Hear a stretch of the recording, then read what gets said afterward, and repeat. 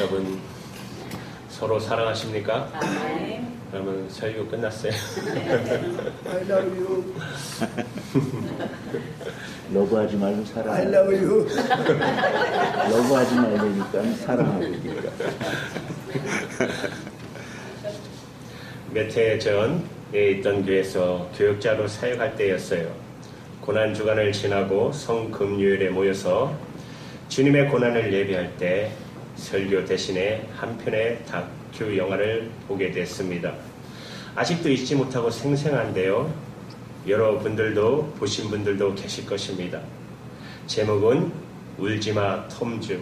여러분 보셨나요? 울지마 톰즈. 이 영화는 아프리카 오지수단 남쪽의 작은 마을 톰즈, 세계에서 가장 키가 큰 딩카족들이 살고 있는 곳, 가난과 전쟁, 절망으로 가라앉은 이 지역에 한국에서 부산에 있는 인제의과 대학을 졸업하고 백병원에서 근무하시다가 또 부르심을 받아 신학을 한 후 여기에 찾아와 선교로 베이스를 만들었던 가톨릭 의료 선교사 이태석 신부의 일대기를 담고 있었습니다. 영화가 던진 충격은 그가 너무나 온몸을 던져 치열하게 선교하다가 젊은 나이에 아깝게 세상을 떠났다는 사실 때문만이 아니었어요. 제 마음을 뜨겁게 한 것은 그 치열한 그분의 사역도, 치열한 열정도, 치열한 헌신도, 치열한 선교 업적도 아니라 그분이 남기신 치열한 사랑 때문이었습니다. 영화를 보는 내내 저를 괴롭혔어요.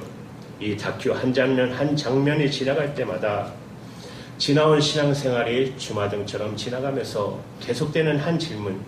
너는 진정으로 동역자들을, 성도들을, 이웃들을 사랑했냐? 자신 있게 대답할 수 없었어요. 지금도.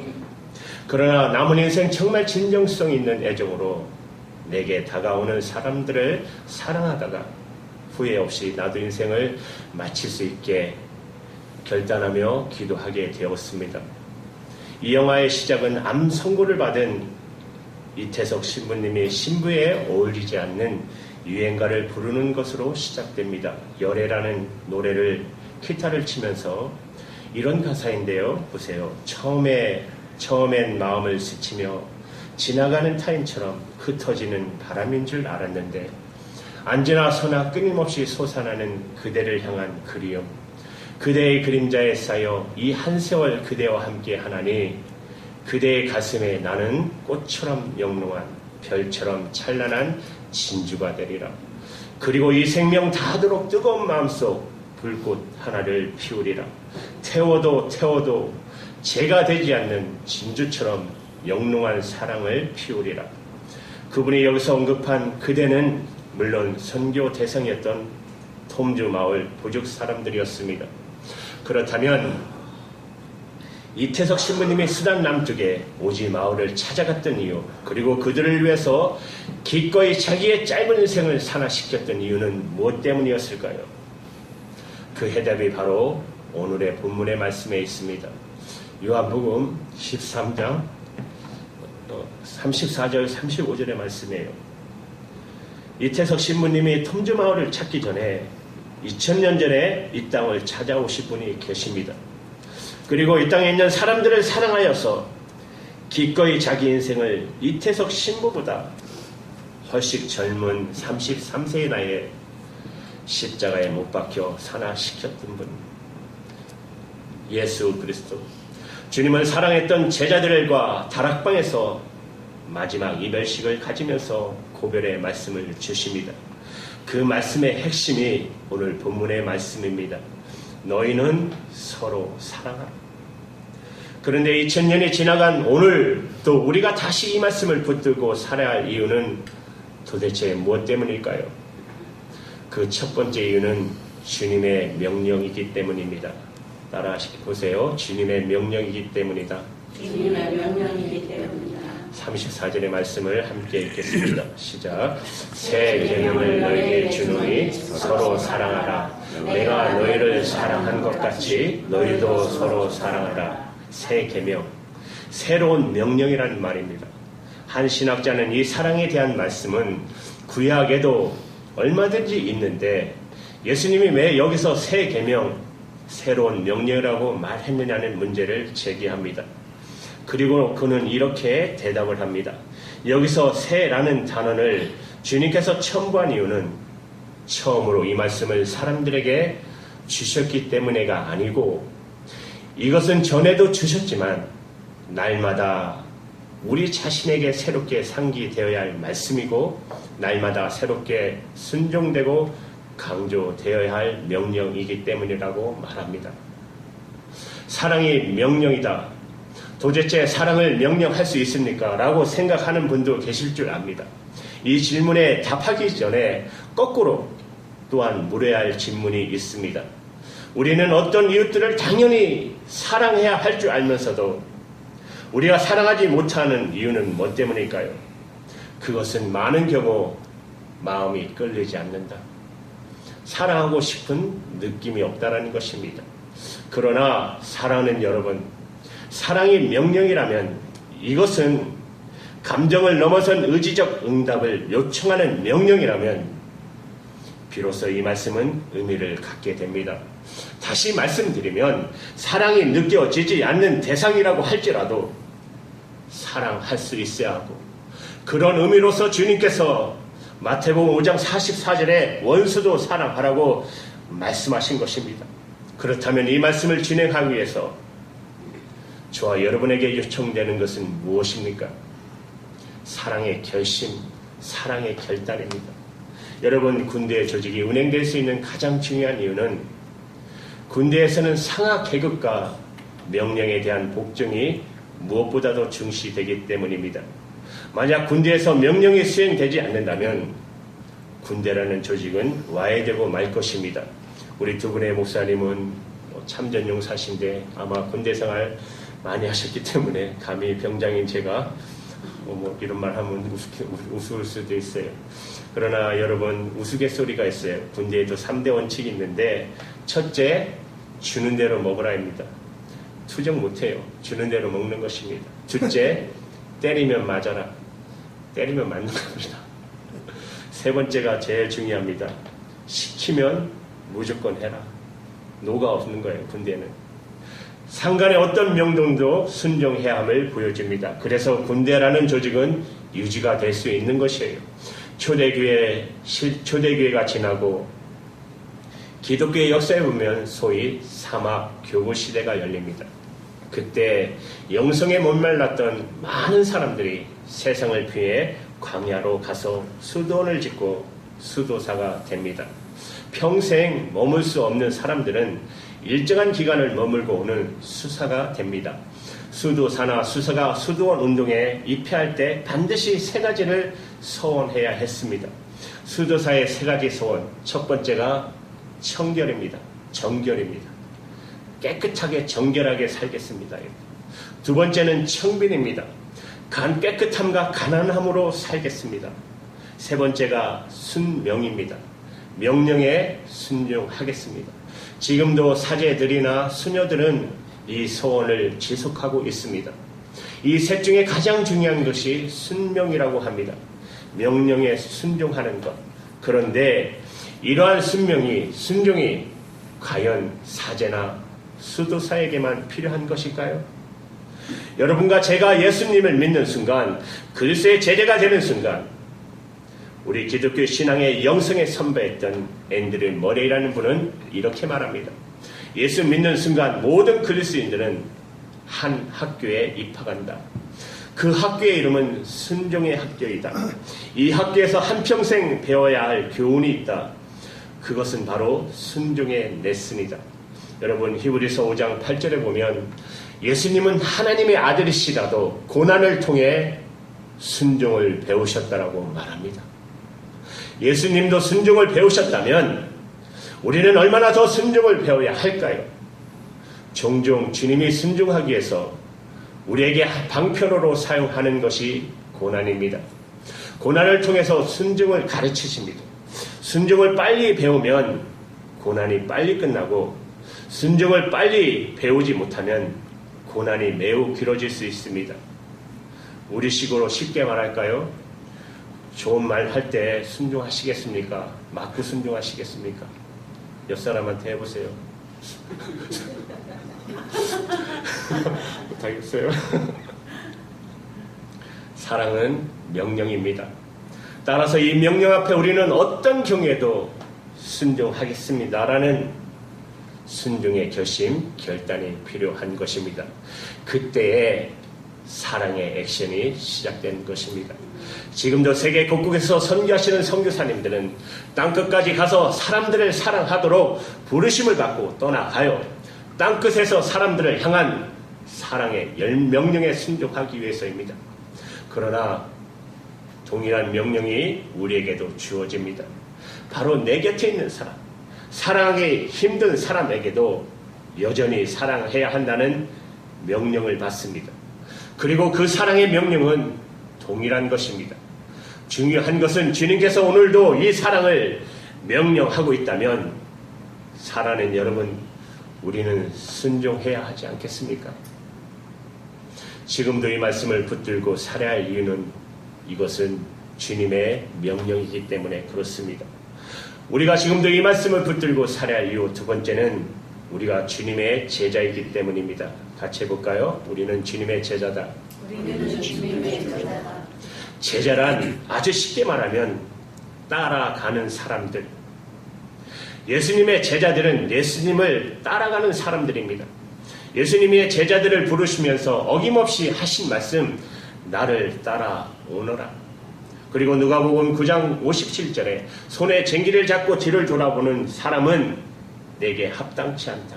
내 제자가 되려면 나를 따라오라. 그래서 예수님 믿는 순간부터 우리는 예수님만을 주목합니다. 예수님을 묵상합니다.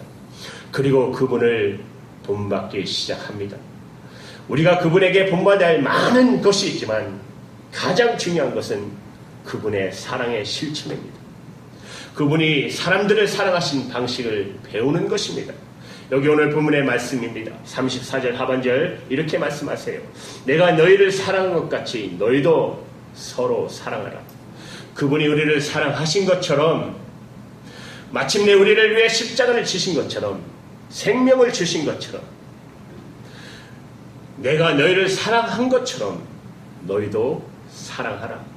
사랑의 가장 단순한 출발은 내 이웃의 구체적인 필요를 공급하는 것입니다. 내 유익이 아니라 이웃의 유익을 구하는 것입니다. 사랑은 자신의 유익을 구하지 않고 바꿔 말하면 내 이웃들의 유익을 구하는 데부터 시작한다는 것이에요. 예수님은 벳세다 들판에서 배고픈 궁중을 바라보시면서 보리떡 5개와 물고기 2마리로 5명의 기적을 베풀어 양식을 공급하셨습니다. 눈먼 자들에게 하나님이 빛을 보여주셨고 기 먹은 사람들에게 소리를 주셨고 그리고 말하지 못하는 사람에게 말문을 열어주셨습니다. 걷지 못하는 사람에게 일어나 걸으라고 힘을 주셨습니다.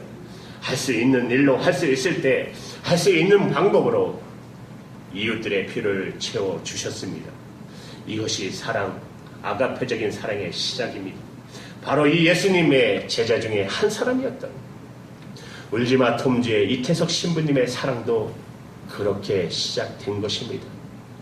지천으로 깔려있는 톰주의 병자들을 위해 그는 비록 12칸의 한국 보건소 수준의 클리닉이지만 최초의 병원을 만들었고 하루 종일 빈둥거리는 톰주 청소년들을 위해서 전쟁으로 폐허가 된 건물을 보수하여 12년 가정에 톤보고스코 중고등학교를 만들었습니다.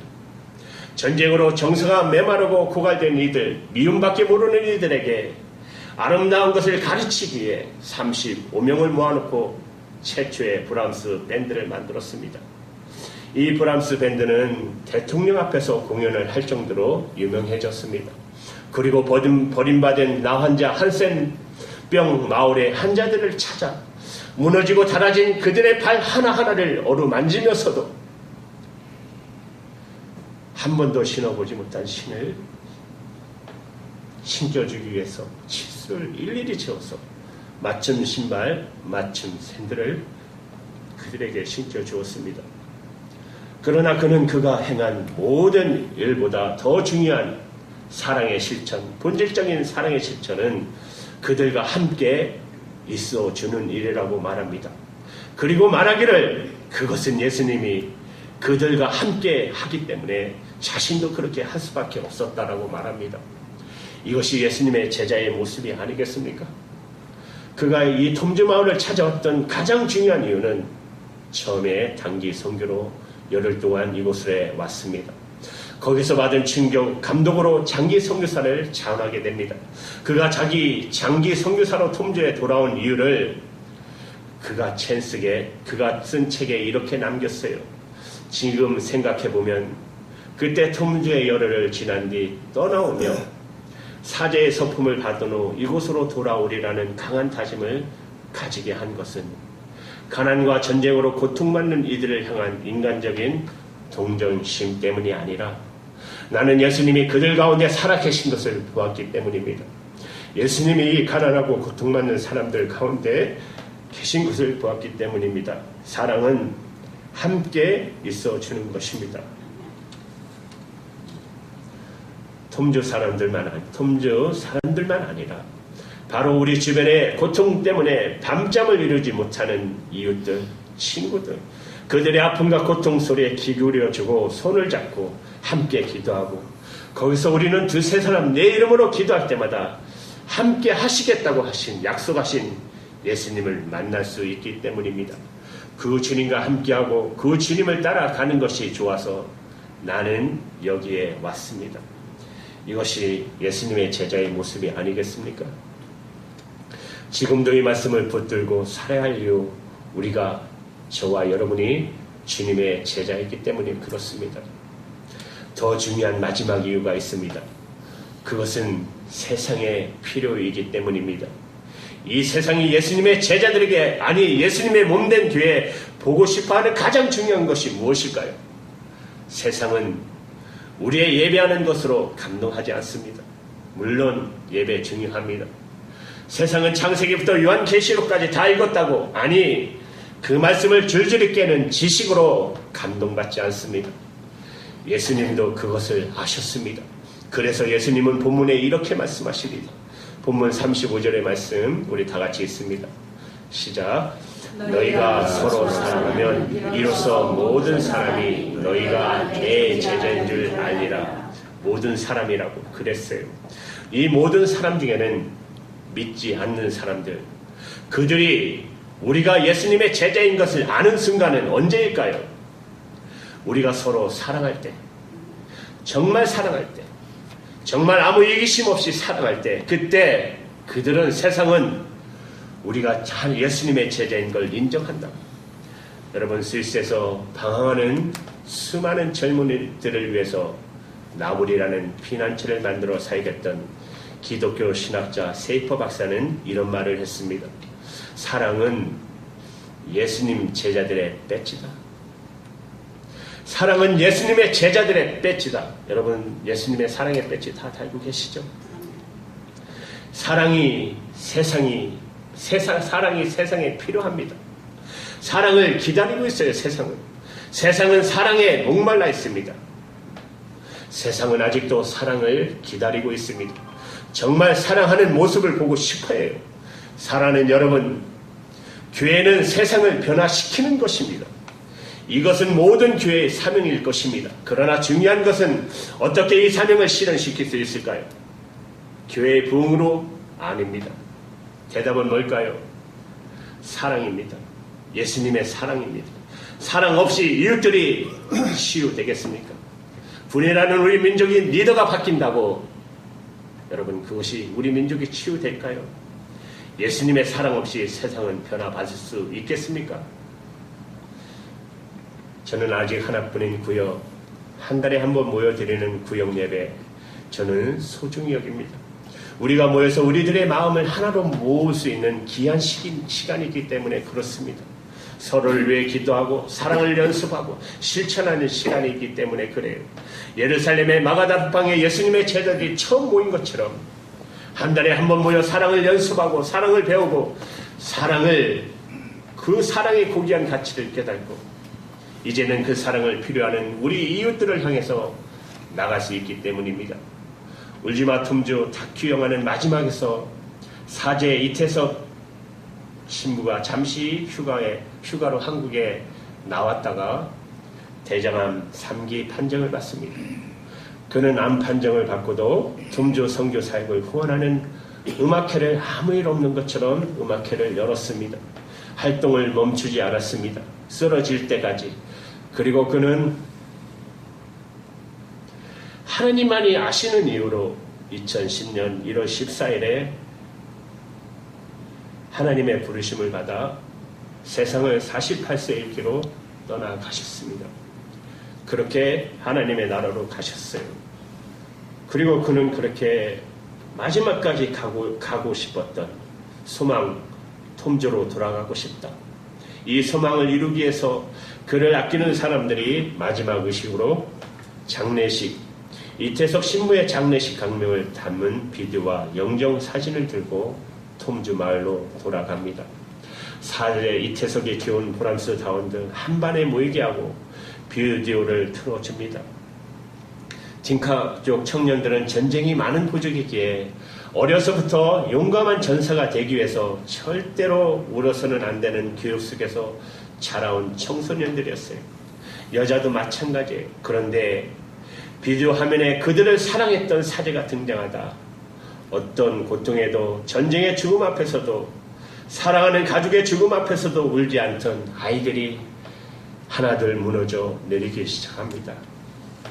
흐느끼기 시작합니다. 그리고 그들은 마침내 신부의 영정을 들고 거리로 나와 거리 행진을 시작합니다. 온 거리가 울고 톰주가 울었습니다. 밤이 되어서 그들은 마지막 이별식을 위해 들판으로 나아가 이태석 신부에게 배운 마지막 이별의 노래를 부릅니다. 그것은 어떤 의미에서 찬송 묻지 않는 영감의 노래였습니다. 그들은 이렇게 노래하기 시작합니다. 사랑해 정말로 당신을 정말로 사랑해. 당신이 내 곁을 떠나간 뒤에 얼마나 눈물을 흘렸는지 모른다고. 사랑해 당신을 정말로 사랑해. 다큐 영화의 마지막에 이런 말을 합니다. 이태석 신부가 그렇게 돌아오고 싶었던 톰주, 청소년들의 마지막 노래하는 그들의 가슴으로, 그들의 눈물 속으로 사제는 다시 돌아왔다고. 다큐 영화 제작팀이 이곳을 찾아 한센 나환자병 나환자 마을에 그 신부의 사진을 가지고 찾았을 때 이 사진을 기억하냐고 할 말이 있느냐고. 나병 환자들은 그들 특유의 뭉퉁한 손으로 사진 속 얼굴을 정신없이 쓰다듬고 입맞춤하다가 그들은 말하기 시작합니다. 신부님은 저에게 옷을 주었습니다. 그는 내가 아플 때 치료해 줬고, 그는 내가 슬플 때 나를 위로해 줬고 기도해 줬습니다. 저희들에게 기도를 가르쳐 줬습니다. 그는 이 모든 것이 예수님의 사랑이라고 가르쳐 주었답니다. 여러분, 이 사랑의 결실로 수단 어린이 장학회가 결성되고 톰주 청년들이 한국에 와서 공부하게 되고 그리고 톰주를 지원하는 우려 선교가 시작되었습니다.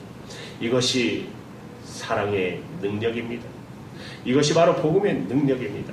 이것이 바로 세상이 필요로 하는 사랑이 아니겠습니까? 이것을 세상이 목말라 하지 않겠습니까? 이것을 세상이 교회 안에서 보고 싶어 하는 거 아닙니까? 이것이 예수님을 따라오는 저와 여러분에게 보고 싶어하는 모습이 아니겠습니까? 그래서 주님이 오늘도 우리에게 다시 한번 이렇게 말씀하십니다.